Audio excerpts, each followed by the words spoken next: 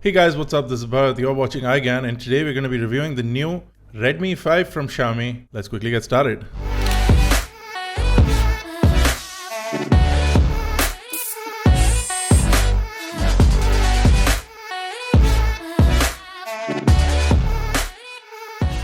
So Xiaomi, in their typical format, has launched a whole series of phones around the Redmi name this year. So there's the Redmi 5 that was just recently launched for 7,999. But we've already seen devices like the Redmi 5A, the Redmi 5, the Redmi 5 Pro. We've also seen the Redmi Y1 and Y1 Lite. So there are lots of confusion in this price bracket because your phones from 5,999 all the way up to 15,999, and that is something that people are really confused about. So I'm going to try and keep it short, and I'm going to give you a quick conclusion at the very end of this video. So let's quickly start off with build quality. From a typical Xiaomi fashion, the phone is built quite well. It's got an aluminum unibody design, is available in 4 interesting colors, including this new lake blue color that looks absolutely fantastic, especially on the aluminum build. The black color also is in a matte black finish, so if you're looking for a phone that is not prone to fingerprints, this one is a good example. And then also a glossy silicone case is included inside the box. So if you prefer the glossy look, you can pop that case on and your phone becomes shiny and shimmery, which is absolutely great. Over at the front, you do get a 18:9 aspect ratio display, which is great for the price value that the phone is available at. The only issue is that a 5.7-inch display with a 720p resolution is somewhat of a downside. So 1440 by 720p as the resolution, you only get 282 pixels per inch. You do get 450 nits of brightness, but only 72% of the NTSC color gamut. Xiaomi continues to give you all their features, so you still get the night display, the reading mode, the color temperature adjustment, which is great. It allows you to customize the display according to your needs, and also in the night it will shift automatically to a blue light filter, which will give you a warmer light tone, allowing you to sleep better, or so is the claim.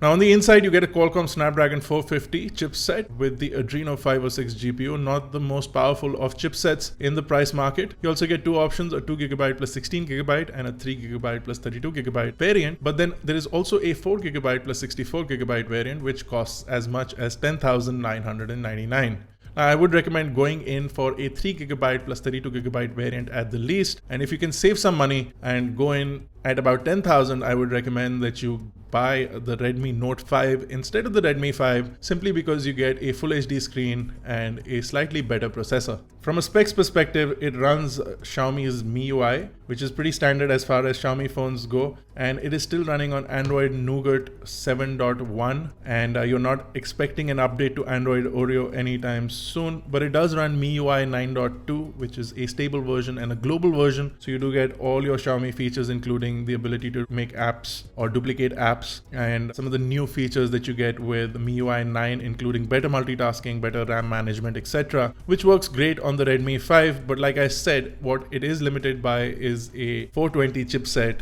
and a 720p display. Now, from a performance aspect, you shouldn't be expecting a whole lot from this device either. Benchmark scores are in the low region, and also general performance is in the low region. You can still play games on high graphics, but it's not the best experience that you'll get, especially with games like Asphalt and some of the other games we tested. Either the experience was not up to the mark, or the full high-end spectrum of graphics was not available from the get-go.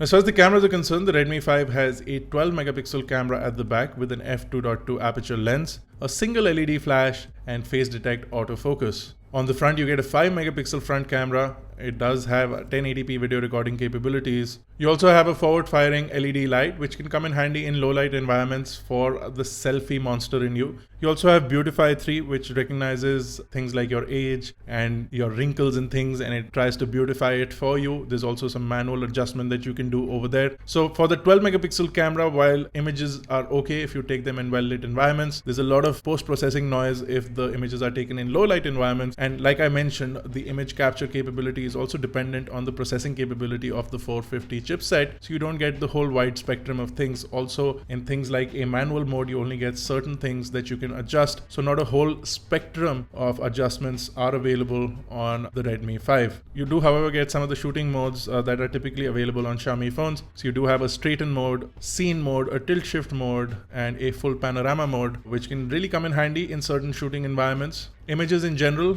seem to be a little overprocessed, not the best experience from image capture. But like I said, you have to look at it from an 8,000 rupee phone perspective, and it does a lot in that price bracket. But there are several other options that do a slightly better job even in this price bracket. So from a 3,300 milliamp hour battery, we were able to get 5 to 5.5 hours of screen on time with extensive usage, which is absolutely fantastic, with lots of online time, lots of 4G voice calls, and lots of playing games. So all in all, good amount of screen on time, and should be more than enough for most users of this device. Now the phone does take in 2 SIM cards, or 1 SIM card and 1 micro SD card. So again, depending on your requirement, you can add in a SIM card or 2 SIM cards, and then you can also use one of those adapter tools that are available to add 2 SIM cards and a micro SD card together. I'll leave a link to that in the description below as well. Now the Redmi 5 for a price of 7,999 is a good phone, but it's only available with 2GB of RAM and 16GB of storage at that price bracket. I would recommend going for the 3GB plus 32GB variant, but if you add 1,000 rupees more, you get the Redmi Note 5, which is also from Xiaomi, which gives you a Qualcomm Snapdragon 625 chipset, full HD display, and slightly better performance, slightly better cameras, a 4,000 milliamp hour battery, and you basically get a lot more for your money in comparison to what you get with the Redmi 5. Now, of course, Xiaomi is trying to give you a lot more options, and at a price of 7,999, there are not a lot of options available in the market. But honestly, you should skip the Redmi 5 to go for a Redmi Note 5 or any other phone in the price bracket that is available in the market. Some phones from Honor, some phones from Motorola are also available in under the 10,000 rupee price bracket, and you have a lot of options. The Redmi 5 may not be the best option in this price bracket, especially considering the fact that it still has a 720p display, and in 2018, if you're buying a smartphone for yourself, the least you should get is a full HD or a full HD plus. That was our review. I hope you guys liked it. If you did, leave your comments in the comment section below. Hit that subscribe button if you're not already a part of Team iGyaan. This has been Bharat. I will see you guys in the next one.